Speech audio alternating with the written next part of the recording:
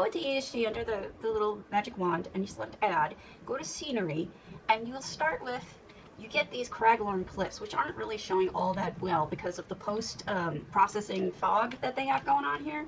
But just to get an idea of what scenery actually does, I'll show it to you. You can make it taller. So it looks like there's mountains in the background, right? It looks a little weird because of the lighting issues. But if you have trees around, you won't even notice those lighting issues. You won't see this stuff. You'll just see the rocks in the bed, rocks in the bedroom. Whoa! You'll just see the rocks in the distance. So we'll delete that one. Then we add void chamber. Void chamber does this. Void chamber literally puts black around everything except for unfortunately, the post-processing fog, which is what this stuff is. There's nothing I can do about that fog.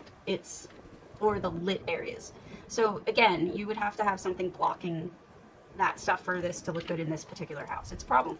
It's a problem that there is no solution for yet. But here's a forest. See those trees off in the distance? This is the dense forest, and the sparse is pretty similar.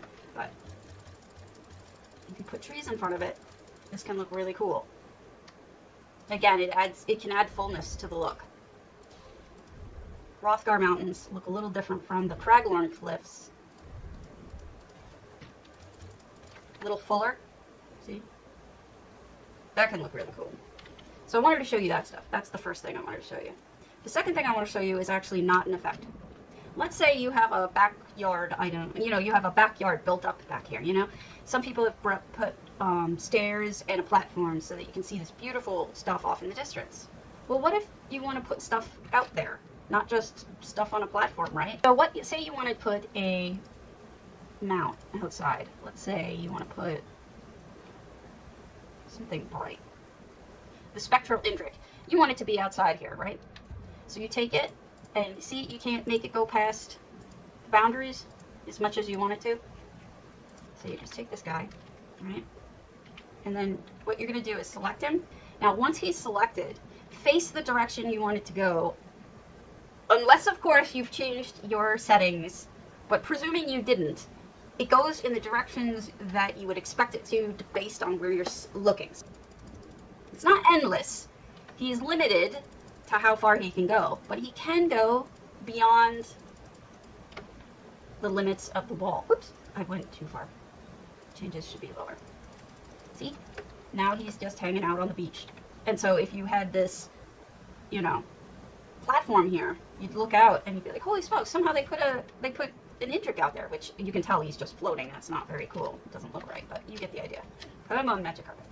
Alright, so that's step one for pets and whatnot. And if you want to bring it back, you can't select it anymore. So you would have to do recalling it. You have to go back into your housing, select retrieve, and then retrieve it back. So let's do it with an item. I picked up some stuff in there, as you saw. Let's do it with the altar, right? So we've got the altar here. Once again, we select with our selecty button. We face the direction we want to put it. Say we want to put it in the back here. And then we go forward. And he goes right past the walls. I want to go up a little bit. And let's say you want him right there, right?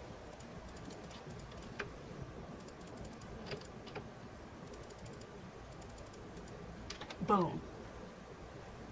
Now you can't select him again with normal tools. Like you can't, normal housing tools select him again. So you have to go into F5, hit R, and then select retrieve, and then you can put it away. Okay, so see this? All of that is out of bounds. None of that is inside the house. So we're in Sleek Creek right now, okay? So imagine you walk into Sleek Creek, and then you go over where the creek actually is in the house, right? And you're peeking over the fence to the actual full creek. That's what you see here. And what she's done is she's actually placed items, all of these items, by moving everything past the boundaries the way that I showed you. So all of this little tableau has been moved by moving things little by little outside of bounds so that she created a little picture out here, right?